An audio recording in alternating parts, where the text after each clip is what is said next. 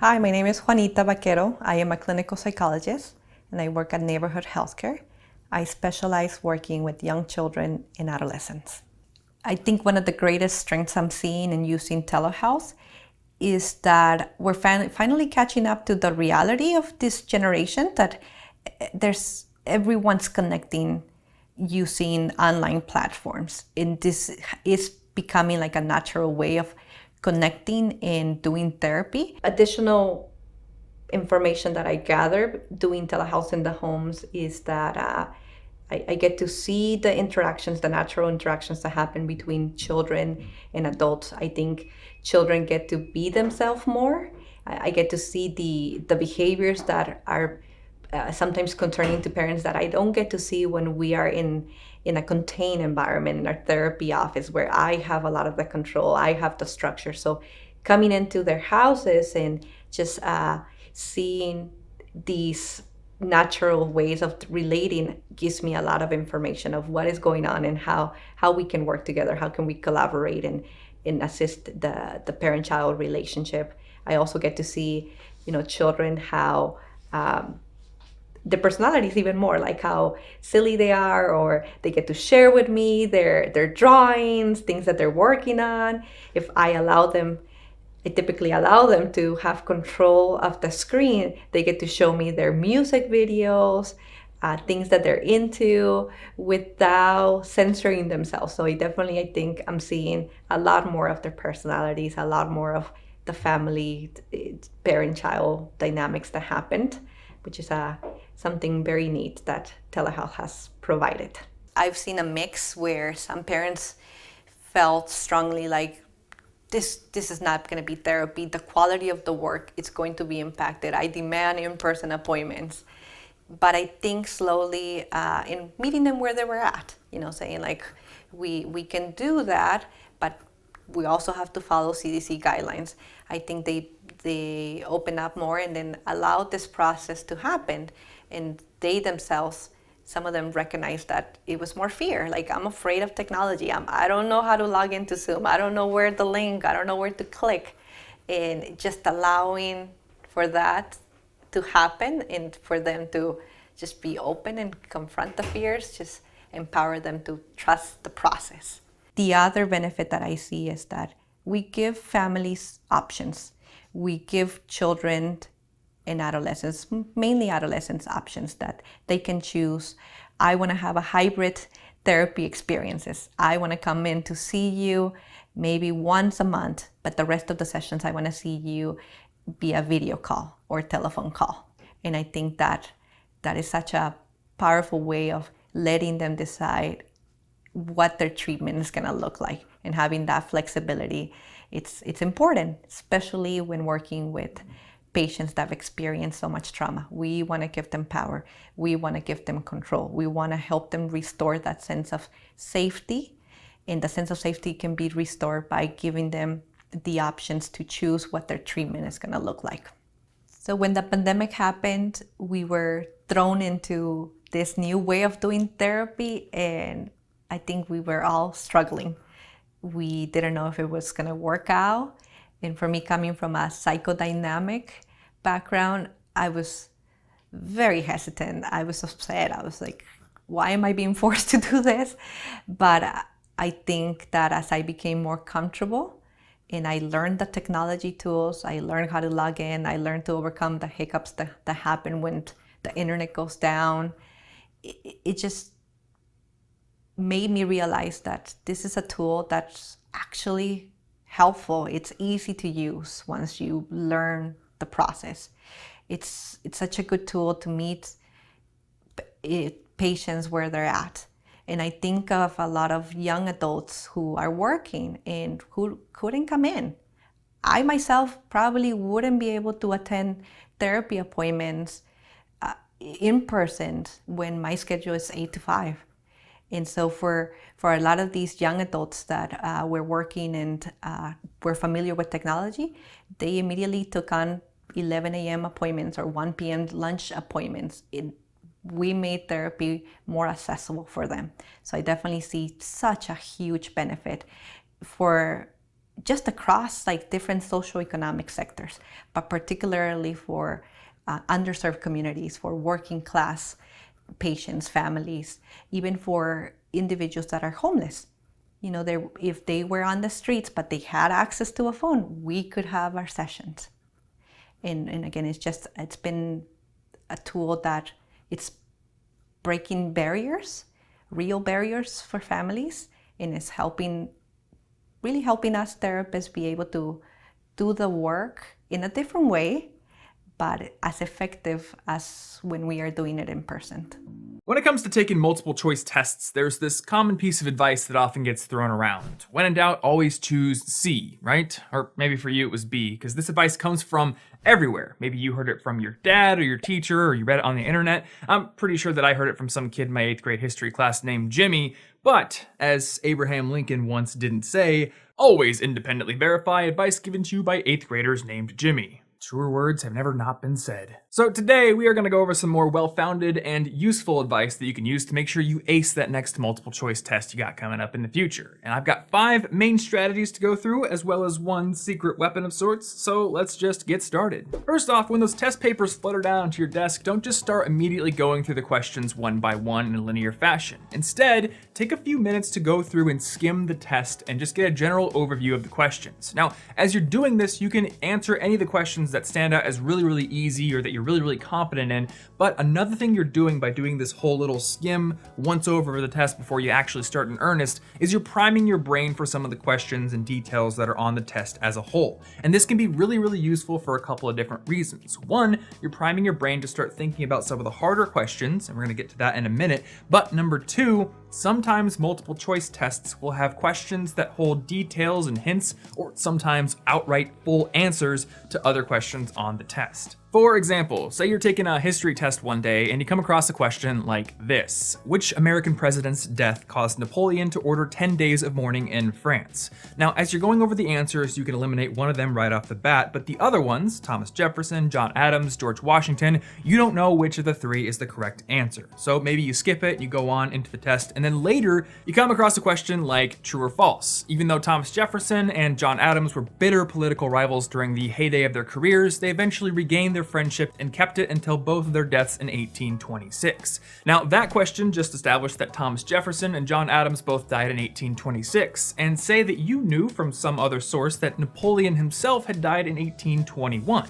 If you knew that, then that question answers the previous question because both Thomas Jefferson and John Adams are not possible answers. Therefore, it's Washington. These kind of details and questions aren't always going to crop up in your tests, and in any case, you probably shouldn't waste a whole ton of your test time digging around for them because, preparation is a much better strategy. You should hopefully come into the test prepared to answer most of the questions in the first place, but it can be helpful in certain occasions. So just prime your brain with a little bit of a preliminary pass before you start in earnest. The second technique on my list is what Barbara Oakley's book A Mind for Numbers calls the hard start, jump to easy technique. And this is a technique where basically you jump into a difficult problem and you spend a couple of minutes thinking really deeply about it. But if you can't get the answer to that problem, you move on. Now, this is something your teachers have probably told you in the past just to save time on your tests, but there's another benefit that they might not have told you about.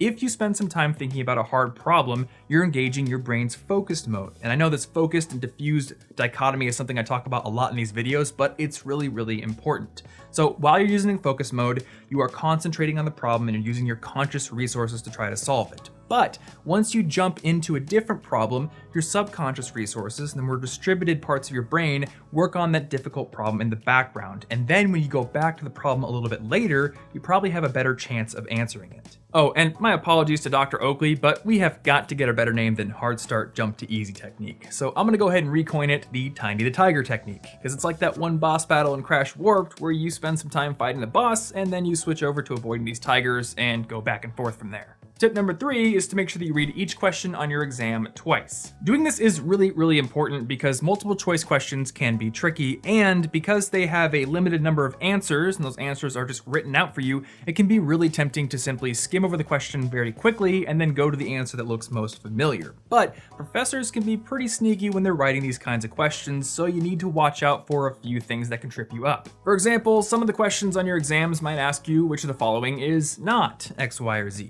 and it can be really easy to fail to see that word not if you're going through really fast and just skimming the questions. Other questions might actually have more than one correct answer, and your job there will be to find the answer that is most correct. And of course, in that vein, there are also all sorts of questions that have all the above or none of the above as potential answers, and I am not too proud to admit that in several classes during my college career, I took tests very quickly and failed to see these types of answers on a few questions, which I of course got wrong. Tip number 4 is a tactic that I found personally useful all throughout high school and college, and it's to double check your answers as you get to the end of each page of your test, instead of just waiting to do it all at the end. And the reason this is so useful is that once you get to the end of a page on your test, you probably only have 5 or 10 questions to go over. And because you have so few, you're probably not gonna rush or get intimidated by the number of questions you have to check, and that's gonna decrease the likelihood that you'll skip over a dumb mistake or something that just should glaringly stick out, and that's gonna increase your scores. Now, this is not a replacement for giving your test a good once over once you've finished it, and I definitely think you should be budgeting time at the outset of the test to do that. But by adding this technique into your test taking arsenal, you can increase your scores even more.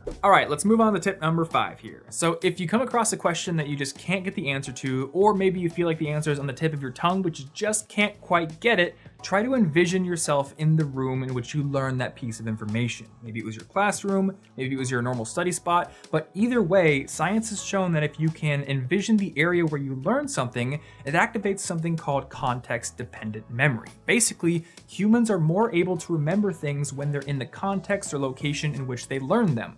But research done in 1984 showed that if people simply envision the place in which they learned something, they can sort of channel some of that ability, even though they're not physically in that room. Now, if even that doesn't work, or maybe you've run across a question where you just absolutely have no clue what the answer is, you've never seen it before, or you just can't eliminate any of the choices whatsoever, well, it's time to break out that secret weapon. So remember our friend Jimmy who gave us that old advice, when in doubt, pick C? Well, yeah, Jimmy was wrong. But that's okay, because instead of following some dumb rule or just randomly guessing, you can actually use statistics to exploit the way in which human beings typically write multiple choice tests. And that's because, as the author William Poundstone points out in his book Rock Breaks Scissors, humans are pretty bad at creating actual random distributions of answers. During his research, Poundstone collected over 100 multiple choice tests from all sorts of different sources: schools, colleges, driver's exams, online quizzes, you name it, he got it.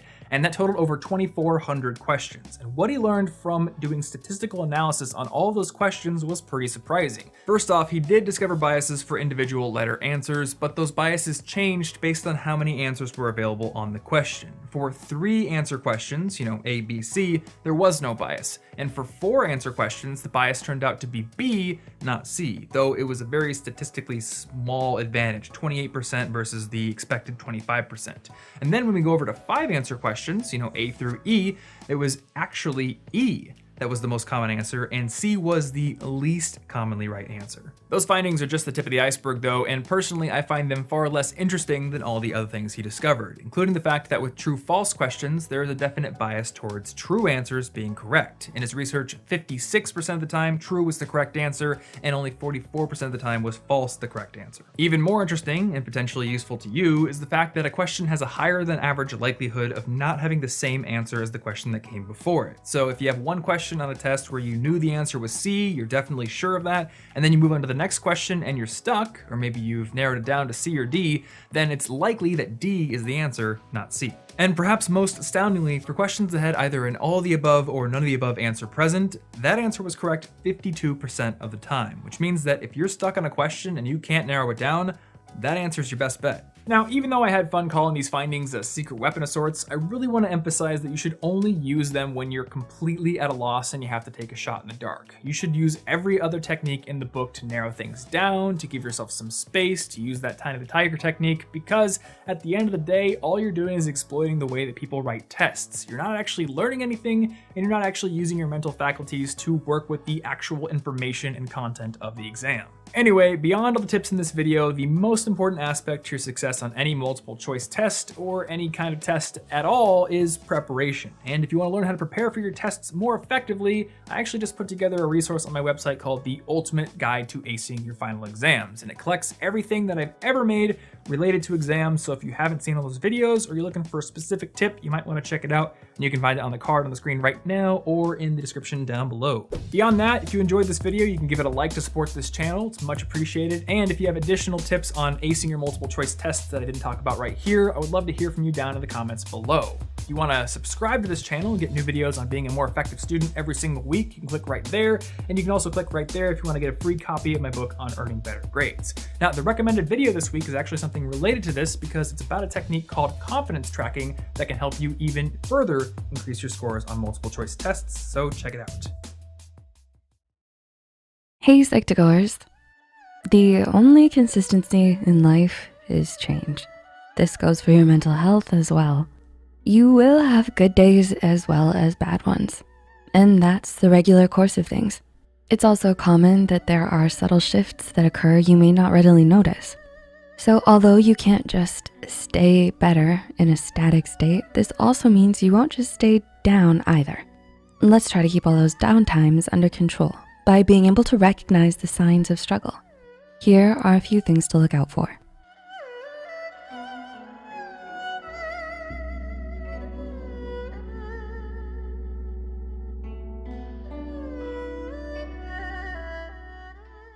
Number 1, you experience a drop in brain functioning. This one can be tough because your brain is your command center and is the very organ used to recognize the other signs. So this sign requires a good sense of self-awareness and being able to look at oneself from the outside. Many of us aren't used to doing this, but it's a good activity to practice as it can be applied to helping with other mental health issues as well. When you can train yourself to mentally hang out on the outside of yourself and observe, you might notice behaviors and activities that aren't the norm for you.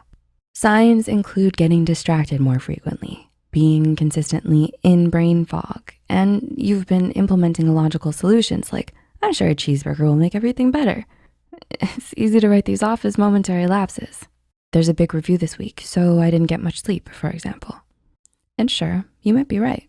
However, maybe don't totally dismiss this, as it's happened enough that you're now taking the step to observe yourself from the outside. Take note, even if they're physical notes to help you remember, as these may well also be subtle signs that your mental state is sliding down the slippery slope. Number 2, you isolate yourself from others. Have you noticed that your happy alone time is getting to be more of a 24/7 thing rather than simply the relaxing end of your day or the occasional weekend with a book? Again, is it more than your normal? Isolating yourself is more than being socially distant. Social isolation is that next level where you're putting in active effort to avoid other people. Not just, nah, had a rough week, tired. As in you're now creating methods and plans for the purpose of eschewing human social activity. When it gets to this point, you're deliberately marginalizing yourself. Self-marginalization can be due to a phobia, in which case we encourage you to reach out to a professional if you require help, but it can also be due to your mental health. When the issue is from your mental health, it's more a state of suffering in silence, feeling annoyed and tired at having to pretend happy when you go out. You also find that you've lost interest in previously enjoyable things. Number 3, you have low energy. Yeah, low energy is a sign. To make it a sign though, it happens often or is consistent. The reason is that although you're not doing the physical decathlon marathon CrossFit course, internally, you sure are. Your emotions and feelings are in some turmoil, and you're mentally playing referee, mediator, and internal counselor to hold yourself together. Although no specific cause for the overlap in fatigue and psychiatric disorders has been found as of yet, one can't deny the tiredness.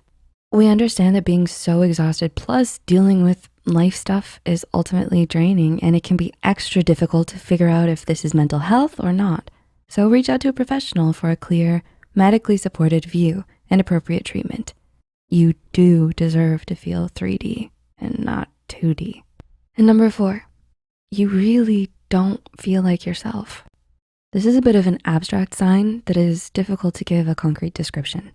One description is that you're a sim, waiting for the next task to be assigned by the power outside, and then realizing you're also the power outside, but the power suddenly lost connectivity to the controls, so you can't control SimU. You're experiencing episodes of what's called depersonalization or derealization. It's a dissociative feeling where things just feel off and you feel like you're along for the ride in your own body, and it's happening more than usual. Perhaps you're getting too mired in your own thoughts, but you can also easily get swept away in a wave of emotions, doubts, and negative thoughts, so much so that you forget who you are. So, what do you do when you feel like you're floating away involuntarily? Find something tangible and solid that grounds you where you are. It could be the feeling of ice in your hands, listening to your breaths, essentially whatever helps you come back into your physical being. Once you've landed though, take a moment, take some deep, soul-filling breaths, and take stock. It is normal to be a little freaked out, not knowing where you are. As with all of our